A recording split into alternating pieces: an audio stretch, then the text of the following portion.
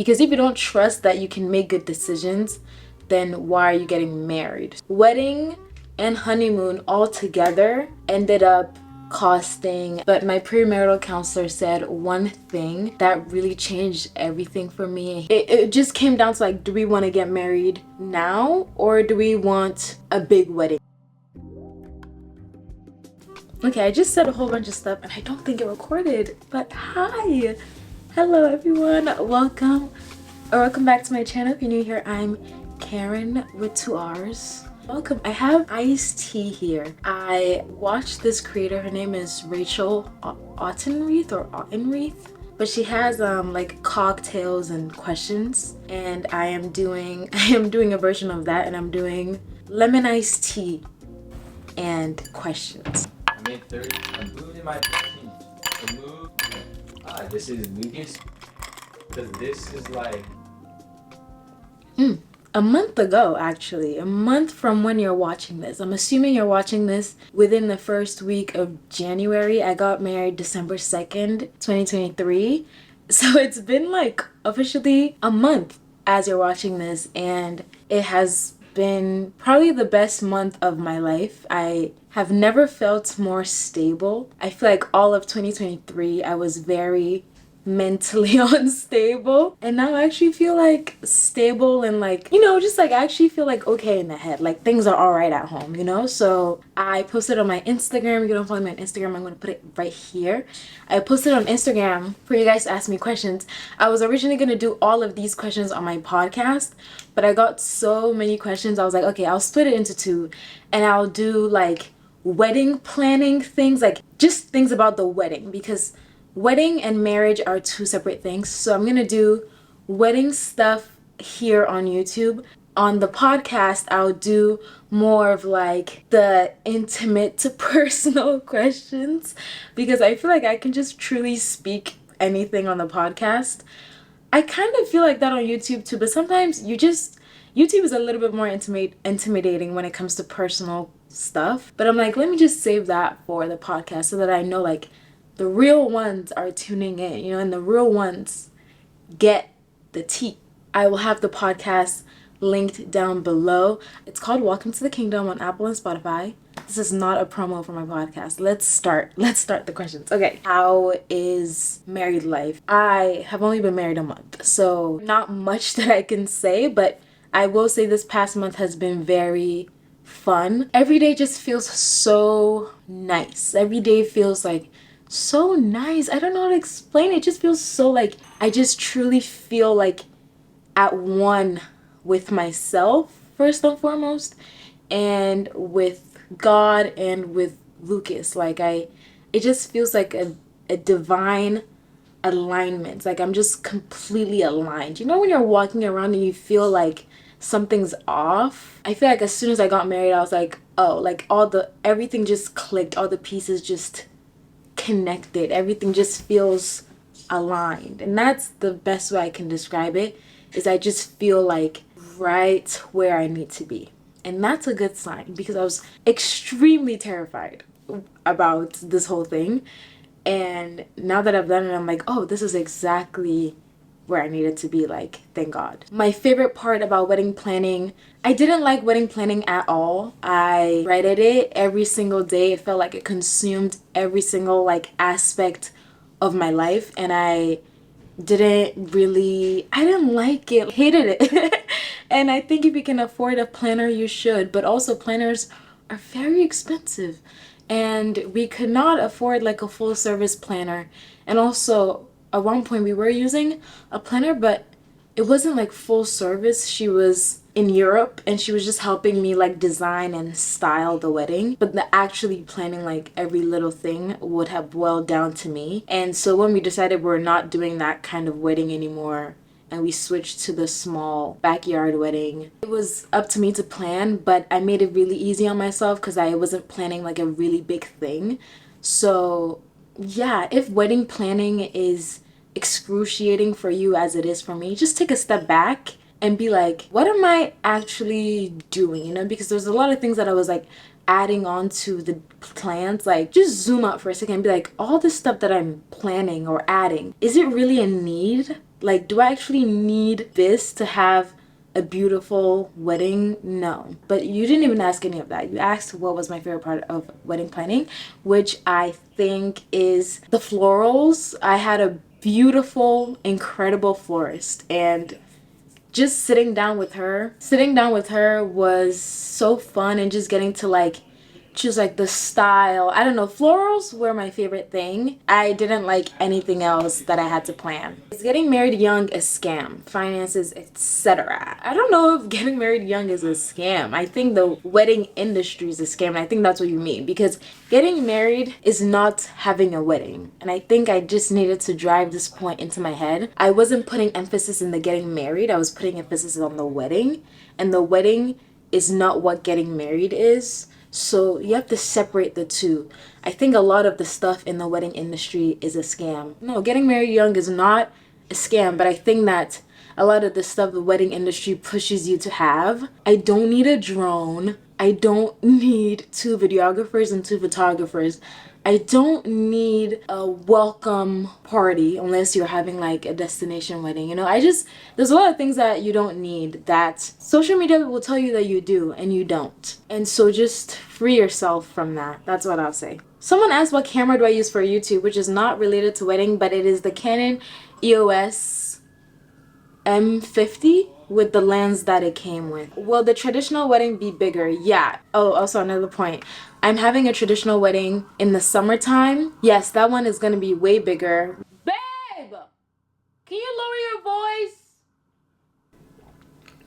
voice? We are doing the traditional wedding. Not the ceremony, I guess, just like as a way to celebrate already being married. It's not like we're going to get married again. A celebration, kind of like the way people get married at the courthouse and then they do like a bigger celebration later with friends and family. So that's what it's gonna be like, and that will have way more people. There's some more questions about that, so I'll respond to that. The honeymoon location and fees. So the honeymoon was in Bacalar, Mexico, and we stayed at Casa Bacal. The hotel ended up being like 1,600 for 6 days, but we also booked the biggest room that they had. So obviously if you book a smaller room, it's gonna be like lower than that.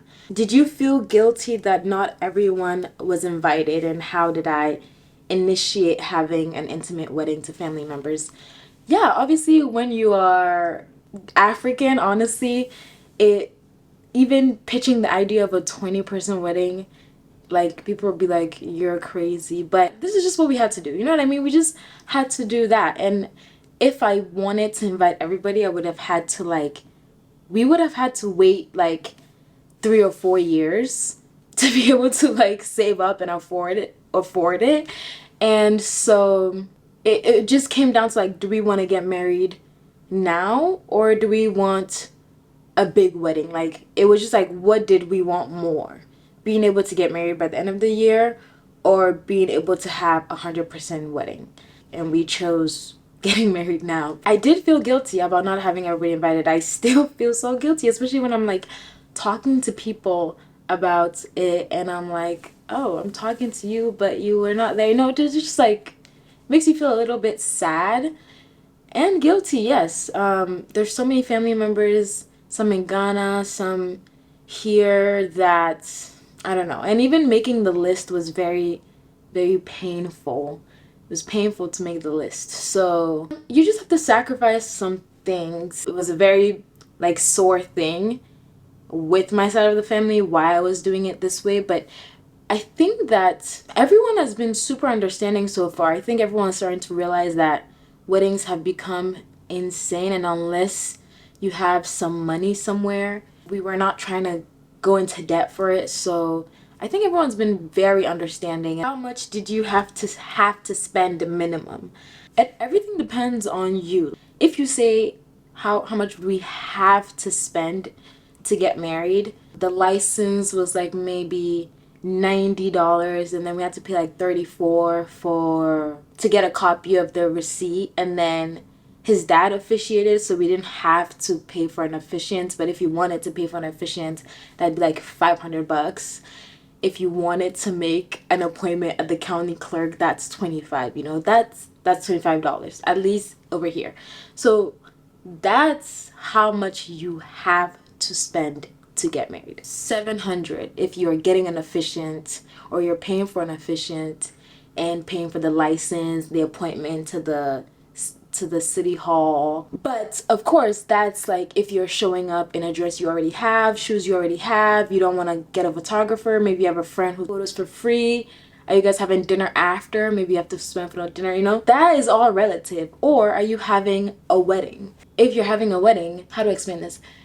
There's not a certain amount of money you have to spend outside of the government's side of things. Everything else is completely up to you. How much you decide to spend on your dress, how much you decide to spend on your photographer, how much you decide to spend on food.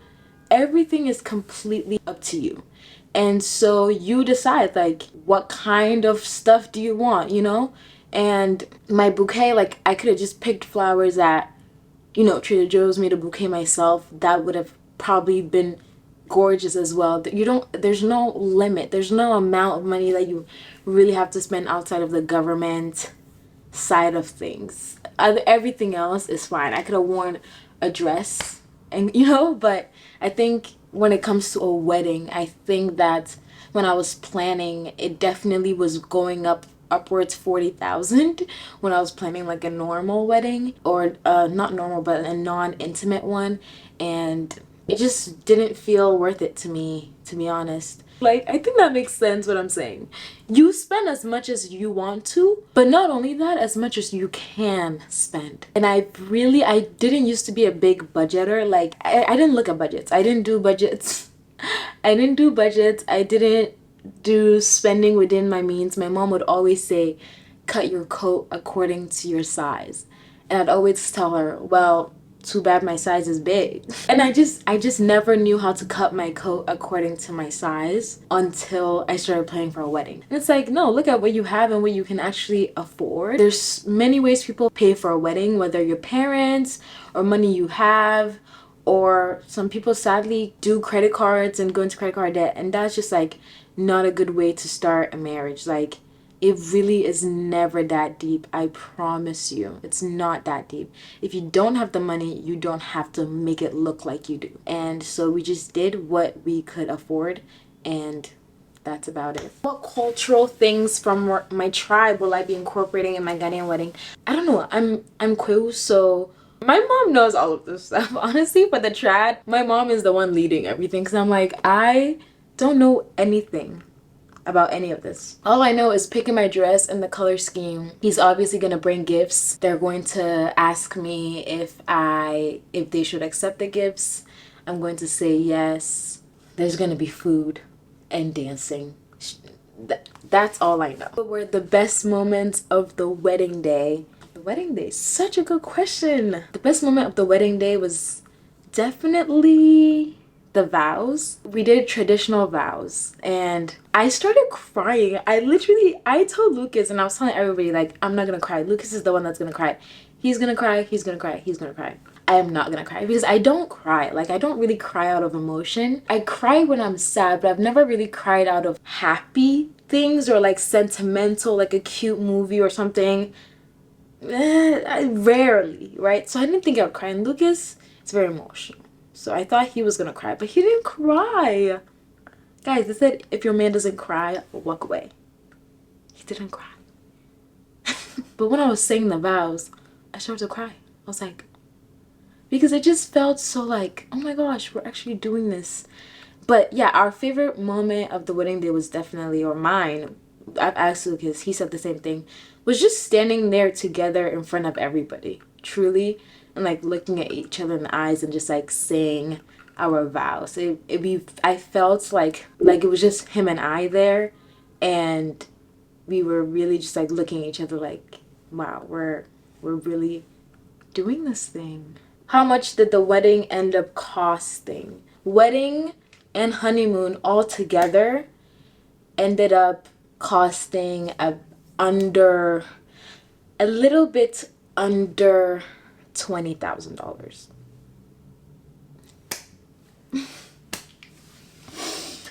Yeah.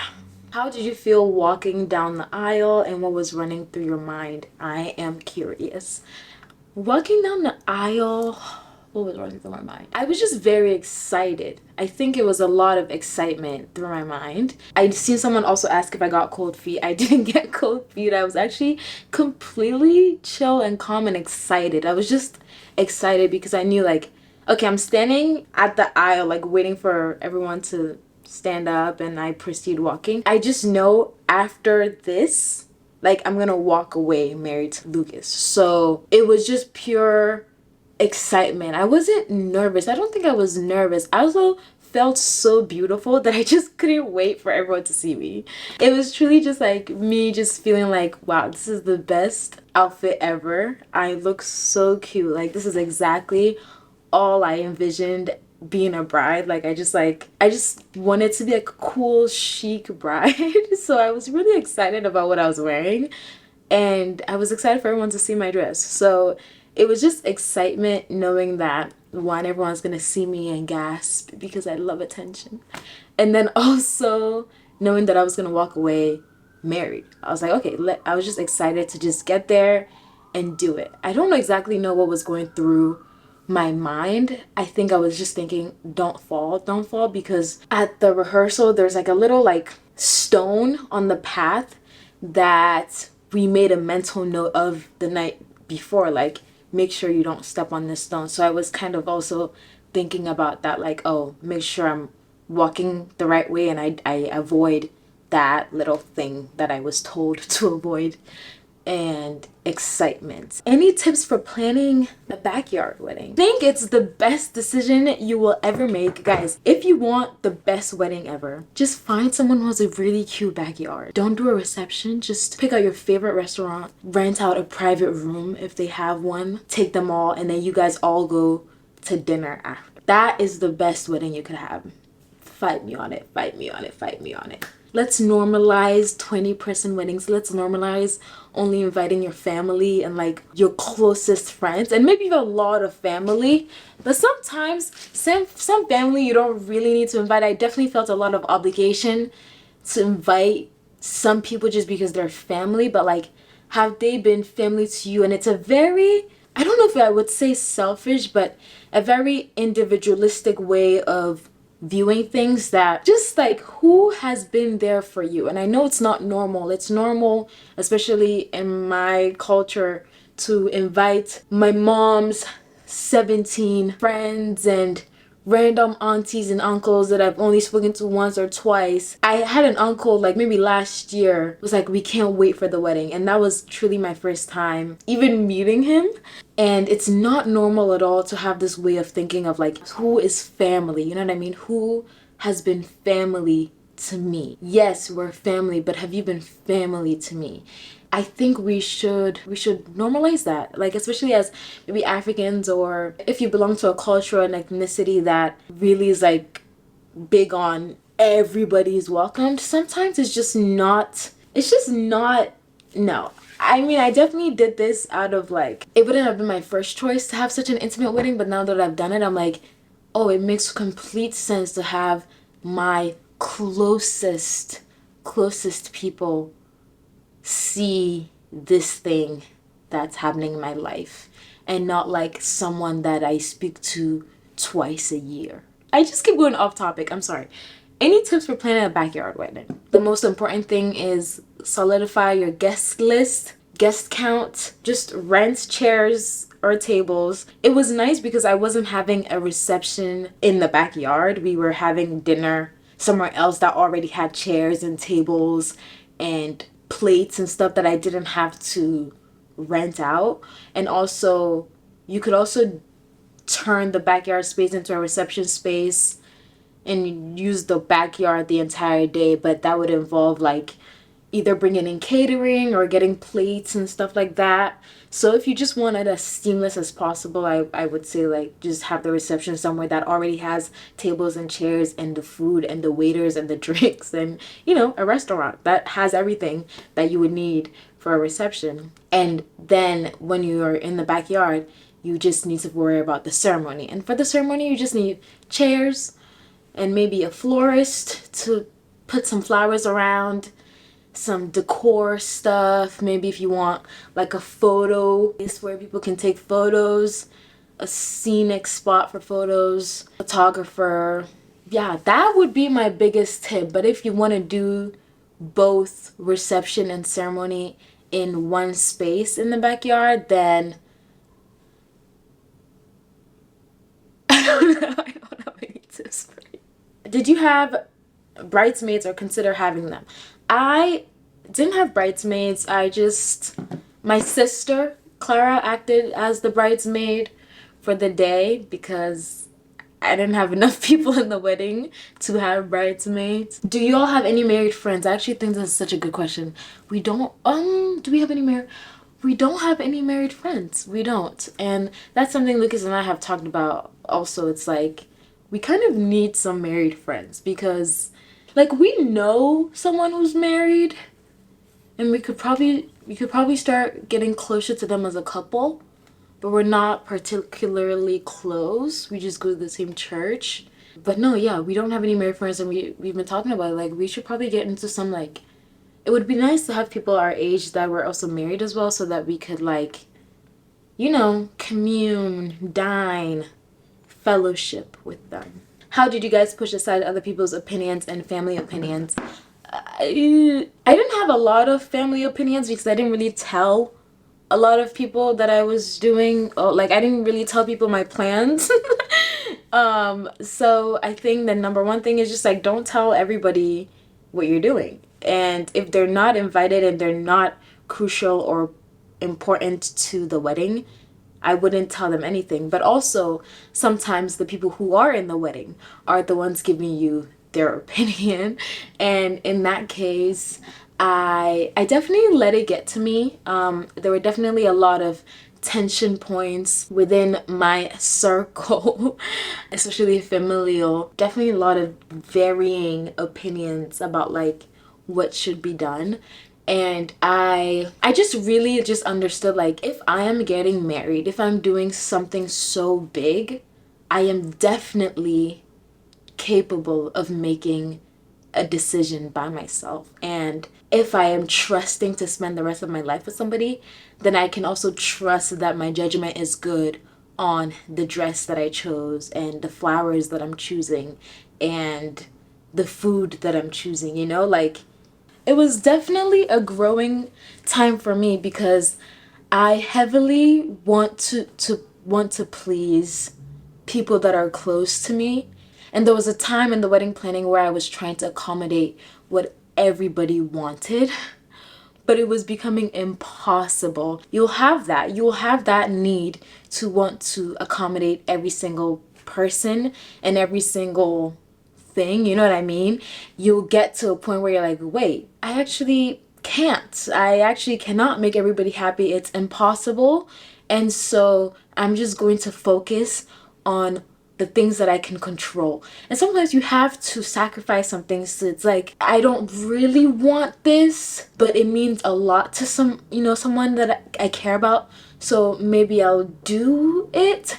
But if it becomes something that's like constant, like you're really bending backwards to try and accommodate everybody, just don't. I definitely learned when it came to that like just trusting myself and trusting that I can make good decisions.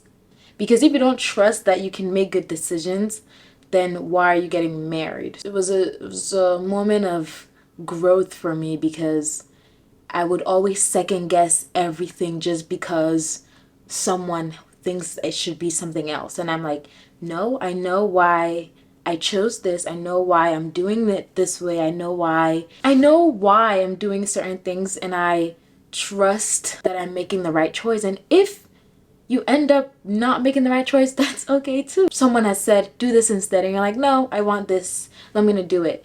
And then you did it and you're like, maybe I should have gone with this other person. That's fine. You live and you learn. And that's what life is about. So be willing to make mistakes too. How did I feel ready this young? And the answer is I didn't. I didn't feel ready. I said it every single day that I don't feel like I'm ready. But my premarital counselor said one thing that really changed everything for me. And he said that there is a grace that falls on you when you get married. There's just a grace that falls on you on that day and on that moment where you say I do. That there's a grace released for marriage in that moment. And yeah, it's kind of like birthing a child. Once that child is out and you hold them in your arms, I feel like there's a grace for motherhood. You've never been a mother, but all of a sudden you're a mother and you are learning how to mother. And I think it was the same with marriage. And it is like there's just a grace for being a wife and a husband that is unlocked when you become a wife and husband. Unfortunately, you can do things to prepare, like premarital counseling. We did some marriage workbooks. We watched a lot of sermons, podcasts. Like I was the amount of like godly marriage, godly wife podcasts I was listening to like that month was insane.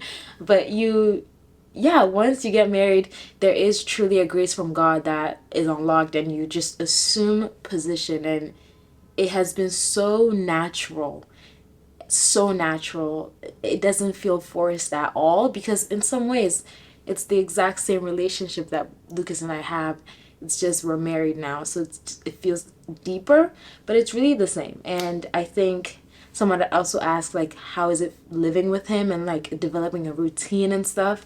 And I think that part has also been natural too. Communication, I know everyone's like communication, but communication is really the number one thing, because prepare all you want, but if you don't tell like your husband or wife, I think that this and this and this, or this should happen, or I don't like this, can you do this, can you change this, how do we work about this, all these stuff, how are they gonna know? So you have to talk to each other, and you also have to marry somebody that is willing to hear you out. A lot of people have been asking, and I think maybe I'll go in depth in the podcast of like how I knew Lucas was the one. And there was so many things. There's just so many things.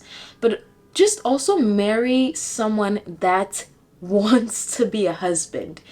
If you have to force them to be a husband, they're not going to do the job of husband very well. So marry someone that wants to be a husband, but also marry somebody that wants to be a husband to you. And marry somebody that you're able to go up to and say, I don't like this and this, and they're able to receive it well without blaming you. They're able to receive it and apologize quickly and change behavior. Yeah, not like shift the blame or gaslight you or anything, because within the dating stage, if there's things that happen and there's conflict and stuff, and you realize, oh, this person does not handle conflict at all, like it ends into screaming and it ends into like not talking to each other for days, or the person doesn't apologize and the person's always finding a way to justify what they did and is always like not even willing to hear you out and just like really listen, then you may not want to marry this person, because that's what ruins a marriage. A lot of things can ruin a marriage, but that would eventually, if you get married to this person, end up hurting your marriage, because they have to be able to receive what you're saying and respond to it well. I think I'm gonna do one last question. Oh, this is such a cute one. Okay, what do you enjoy most about living with him? He's a very good cook. He loves to dance and just like randomly like play music and dance and like have a little like dance session, even if it's just one song. We love eating together. He's pretty neat. Like he's an overall neat person. I am the one that's leaving clothes on the floor, So I also really like that. And that's a couple of them. Well, currently we do date nights every Thursday. I like that.